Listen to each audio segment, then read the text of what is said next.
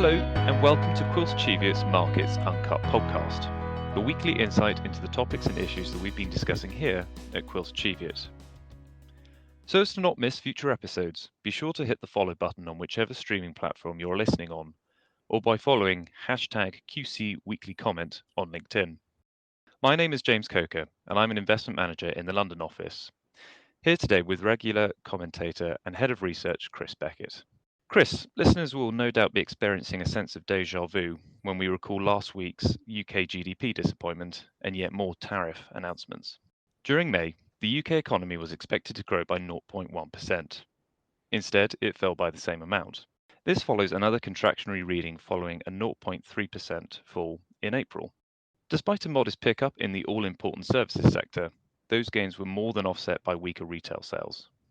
Now, Chris, with Rachel Reeves' ever diminishing fiscal headroom now projected to be a deficit, how do you see the UK consumer faring as we come into the Q2 reporting season?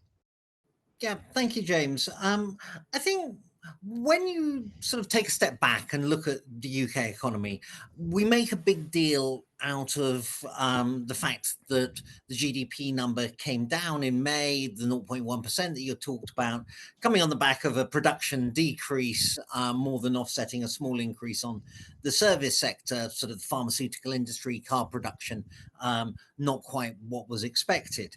And we look at those variances and we try and dig into it and understand it. But I think the big picture, the UK economy is still growing, but very slightly. June should be a better number, and the quarter as a whole, a lot of economists are still forecasting an increase. So it's fairly lackluster number. The economy is sort of bouncing along the bottom rather than making real progress. And that's what feeds in to the rest of the economy. And then when you were asking about how it affects the consumer, we've got an economy which isn't growing, which causes the government issues. We've got inflation, which is still relatively high, and tariffs and disruption in international trade don't help that. We'll get CPI numbers this week. They should be about 3.5% or a little bit below. We've got average earnings going up above that. So the cost of living crisis is gradually diminishing. I like to look at the ASDA income tracker, which tries to make sense of it in terms of the average family. Average family in the UK has an income of £1,045, has bills that they can't afford, somewhere to live, paying the electricity, etc., of 641, pays 154 in taxes, leaving £250 of disposable income. And that level of disposable income is slowly increasing. So increasing at about 4% year on year. The trouble is, 6 months ago, it was increasing at 9% year on year. So it's quite small amounts that people have extra to spend. Average families got £9 more to spend than they had each month a year ago. So people don't really feel like that cost of living crisis is easing. It's a little bit better for more wealthier cohorts. So you're seeing that come through when we look at individual company performance. But it's still pretty tricky for consumer facing businesses. Um, but that said, it's not really the 2022 cost of living crisis where people had to make real cuts to their household budgets. And you mentioned the difficulty when that goes over to the political realm in terms of Rachel Reeves, and she'll be talking. She has her Mansion House speech coming up this week, and while most of the attention has been what she may or may not say, or has backed off saying about cash ISAs, actually, I feel the simpler a savings regime we have in the country be better for encouraging people to save. The big issue we have as a country is people don't save enough. Um, Mm. where it comes to fiscal policy, I don't think she's going to say too much, but she won't rule out tax increases. And you had a number of Labour cabinet ministers doing the TV talk show round yesterday morning, pretty much saying the same thing of not ruling anything out. I actually feel a little bit sorry for Rachel Reeves. The country is living beyond its means at the moment. We haven't got the growth in the economy to provide the extra taxes to fund the spending that everybody wants. And there's no political advantage at the moment of being honest with the population. And because we keep voting for politicians of all persuasions, and this isn't party political, we vote for politicians who are less than honest with the fiscal position of the country. We encourage more politicians to be less than honest, and we get what we vote for.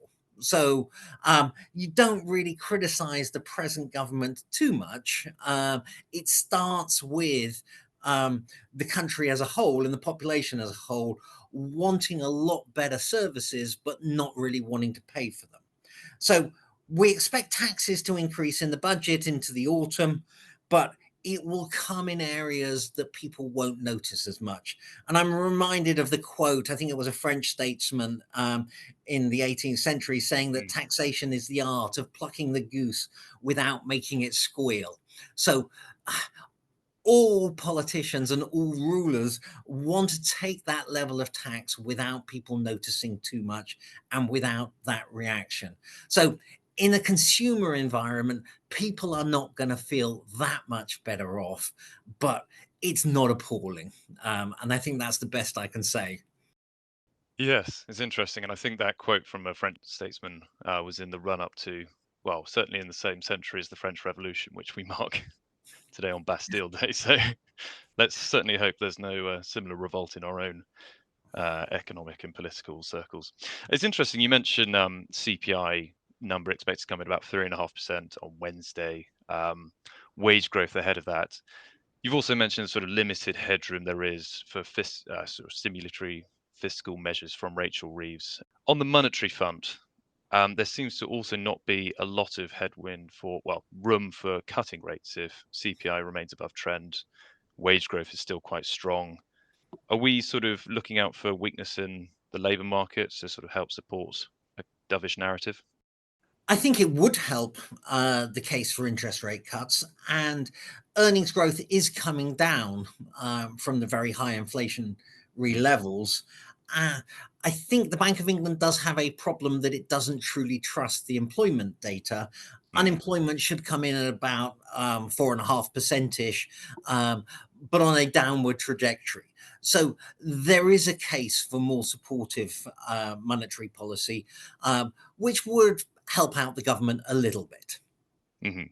It's always difficult, though, to balance the support you get from monetary policy, an easing of the base rate and bond yields at the further end of the curve, against the increase in potential welfare costs and a reduced tax take. So it's not a foregone conclusion that um, an easing monetary environment presages sort of greater ease for the government going forward, which is always interesting to consider. But in market contrast to some of the economic performance we've been mentioning, the UK stock market's actually been one of the top performers, especially for sterling investors. Chris, could you speak to what has inspired some of these UK stock market returns this year, and whether its star performance belies some other slightly more underlying issues? Mm. Yeah, we always have to remind ourselves that the UK stock market is not the UK economy. Mm, There are large parts of it that are influenced by economic performance, but there are also a lot of other factors that matter as well. And as you say, so far this year, UK market total return of above 11% compares very favorably to about 2.5% for global equities over the same period. You've had the advantage of a weakening dollar, making domestic returns look a lot better. So investors in the US market has recovered pretty fully and is hitting new highs. But once you do that FX adjustment, it's not as good for a sterling investor. I think the starting point for the UK is UK economy and UK companies aren't as good quality as other places in the world. We don't have the growth companies, we don't have the technology companies. We have an awful lot of oil and gas and mining, um, old school consumer businesses. A lot of reasons why the UK market trades at a discount to other markets. So our starting point at the moment is the UK market is still cheap in a global context, trading on 12 times 2026 expected earnings, global equities on 18 times, US equities where, sort of depending on how you define it, about a third to 40 plus percent is technology or technology related businesses. US market trades on 21 times. That valuation disparity isn't lost on investors. So, one of the reasons is investment flows into the UK market, either directly people buying the shares for investment reasons or through mergers and acquisitions. We've had 74 billion worth of M&A activity. Companies like Dowlais, Alliance Pharma, and we're going through the saga of Assura. We were talking on our morning meeting, our property analyst talking about what's happening with Assura. That company will get taken over, and the valuation of the bids have been creeping upwards. So M&A activity, either from competitors or private equity firms, a lot of those based internationally, people recognizing the valuation advantage. Um, Behind it all, you've got a better earnings story. Whereas the average UK company's profitability will contract this year, largely on the back of um, year on year declines on oil and metal prices. So the energy and mining sector's under pressure. We should get a very broad based increase in those levels of profitability next year, or that's what the market is expecting, and that's what the market's pricing in. Um, the strong performance has come from a variety of sectors, but if I was going to pick them out, within industrials, aerospace and defense stocks on higher government spending, both in the UK and internationally, companies hitting that 2.5% and then 3.5% NATO targets, benefiting the likes of British Aerospace and Rolls-Royce. You look at the domestic banking sector, what we were talking about before about where the yield curve is, where interest rates are, tends to support profitability and value creation in the banks. If you think of banks as institutions that are borrowing short and lending long and pocketing the spread, the shape of the yield curve really does matter. And then we've got companies that have performed well, not necessarily UK dominant. The tobacco sector is having a bit of a renaissance, a very global sector. About 0.5% of BAT sales are in the UK. Accidents of history and all that, but a very international business and a very cheap business generating a lot of cash. The market has woken up to the attractions of such cash generative businesses, and that comes through in a number of big companies with good free cash flow yields, getting more attention by investors and better valuations. Thank you. I thought we'd just take a pivot now to perhaps one of the most oft spoken about topics on this podcast, and that's yet another sort of deluge of tariff announcements. We were certainly treated to quite a few last week and over the weekend. I mean, if nothing else, Trump seems to have perfected the art of hogging the headlines, if not the deal. So over the weekend, Trump tweeted that tariff rates of about 30% would be placed on Mexico and the EU. But even before then, I think on Thursday, his focus turned on Brazil. The South American nation being slapped with 50% effective tariff rates from August 1st. Now, I thought that this Brazilian one actually stood in slight contrast to his stated objective. Whereas Trump has used tariffs as a means to address trade imbalances, Brazil actually runs quite a large trade surplus with the US, which is to say that Brazilians import more goods from America than Americans buy from Brazilians.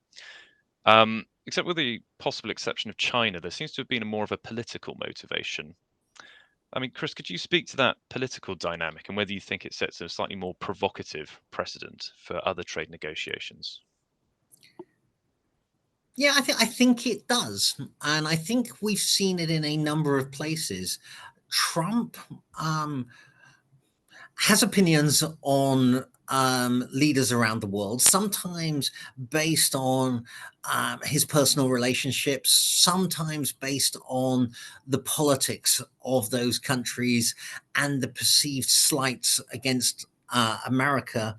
You mentioned Brazil, but President Trump last week was venting against all of the BRIC countries, trying to distance their economies from America. And America's not being a good and reliable trading partner at the moment. You can understand why those those motivations are there. And clearly, President Trump doesn't like the Brazilian president. He's a left wing former trade unionist, President Lula. Um, but the taking the economic discussion and the tariff negotiation beyond economics is worrying. Um, I think the UK benefited from a good personal relationship between uh, um, the Prime Minister and Trump. Keir Starmer has played his hand relatively well to placate Trump and to get a better deal than is presently on offer for the EU. Helped a lot by his decision to appoint Lord Mandelson as ambassador to the US, former EU or in charge of EU trade policy, and a very sort of consummate diplomat who has oiled the wheels there and improved the negotiating position of the UK. I think we have to see the economic consequences of a wider range of decisions by political leaders around the world. Um, um, on the tariffs themselves, I think what happened last week, we saw the can being kicked down the road again. The April the 2nd liberation deadline turned into July the 9th, which is now turned into August the 1st.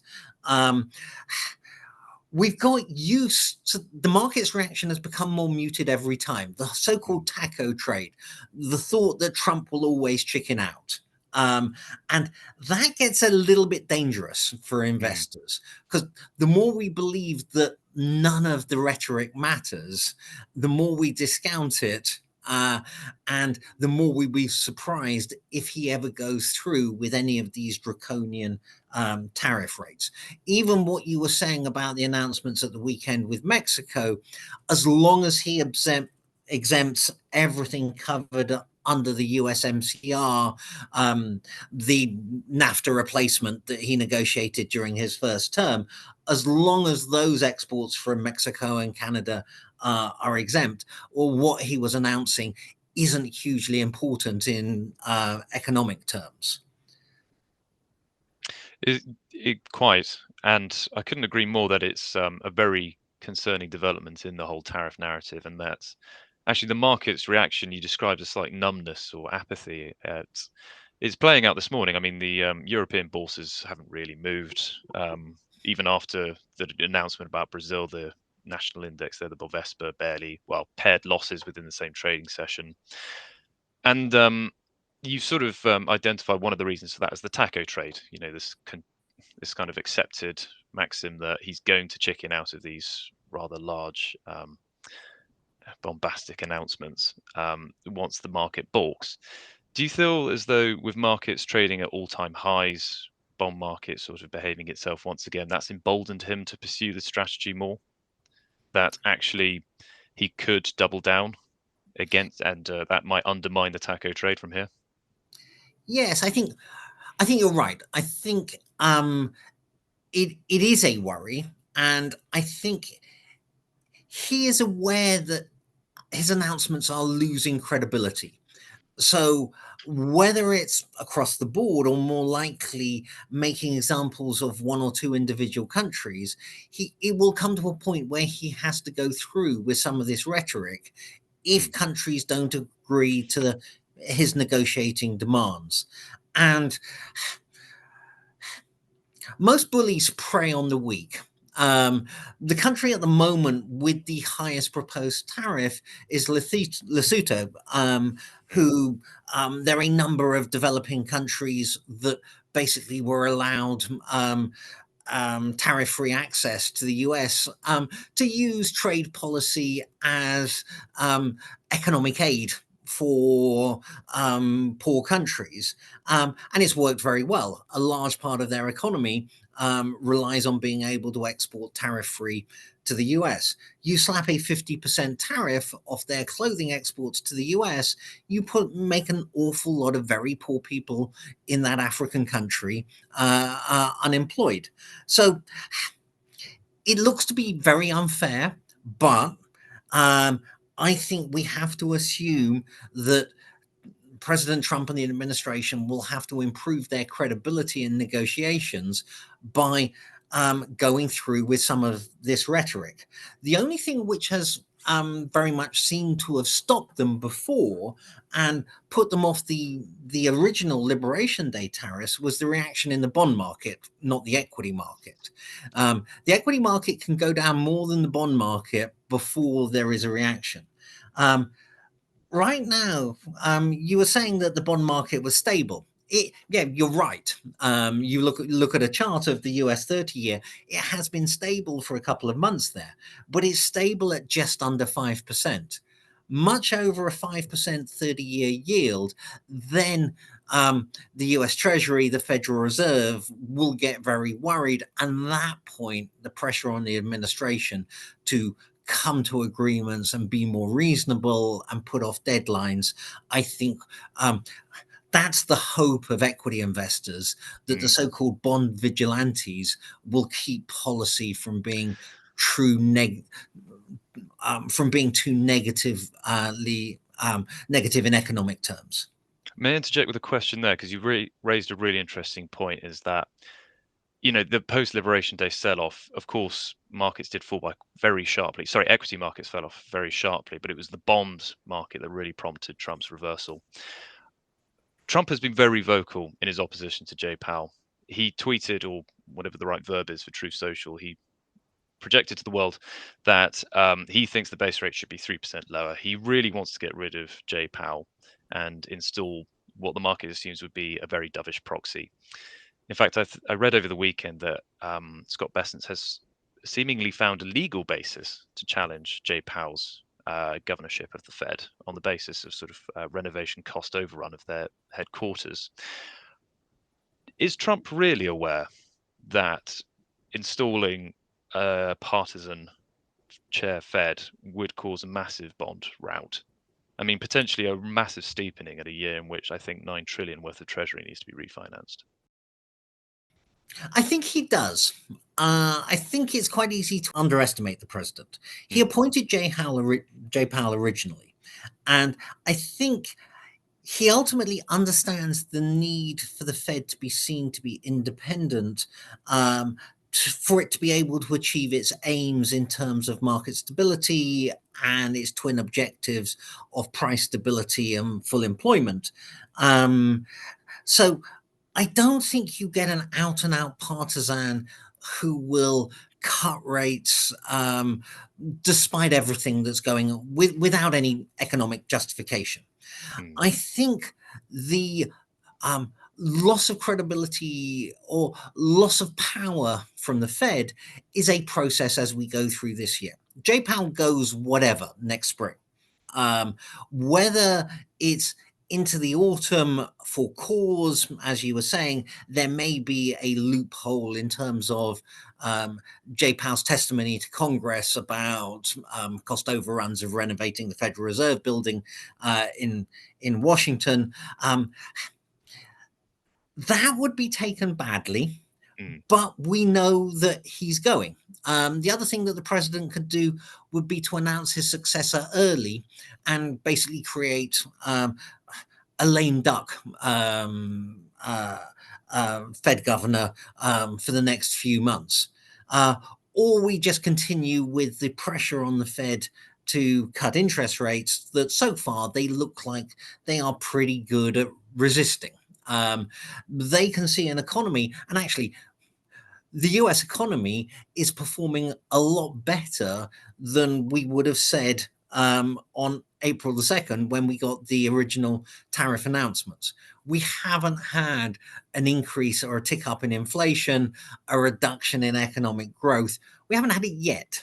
I think some of that reaction, some of the worst case scenarios have been put off by the delays in tariffs. We haven't had the worst case implemented yet, but the sort of base level of tariffs that we're looking at and where we're operating right now isn't having isn't slowing the US economy enough to justify interest rate cuts that the president would like. And I think that's the Fed's dilemma. They've got a relatively strongly performing economy. They've still got a pretty robust employment market. We had a tick up in job openings, the data that we had a week or two ago, still running above unemployment levels, not at its peak level, but still evidence of a fairly strong demand for workers in the US, and everything that the administration is doing in terms of curtailing illegal immigration and illegal immigrants' ability to work in the US. That's all putting pressure on the labor market as well, which again feeds through to higher for longer interest rates. Indeed, yes. I think the case for this wait and see approach is certainly justified because we don't quite know yet if robust sort of economic growth has been inspired by the pull forward of demand, trying to get ahead of tariffs, quite how the labour market forces will change as the ICE continues to deport labour capacity. But yes, that's all. That was really interesting. Thank you very much for those great insights. And to you all, the listeners, for participating today. Did you enjoy our discussion on the podcast today? We love to hear from our listeners, so please do review the show and share it on your socials, tagging us at QuiltAchieveIt. So as to not miss a future episode, please tap the subscribe button. We'll be back next week, but in the meantime, head over to our website on www.quiltachieveit.com, where you can read the accompanying market overview as well as subscribe to our weekly content newsletter. You can also stay up to date on our thoughts on the markets, industry insights, and our upcoming events and webinars on our website or via our social media pages. Finally, do you have any questions you'd like to ask one of our experts for the next podcast? Simply ask them via the weekly comments page on our website. We'd love to hear from you. And that's it for today. As always, a big thank you to Chris for your time and to you all for listening. Until next time, goodbye.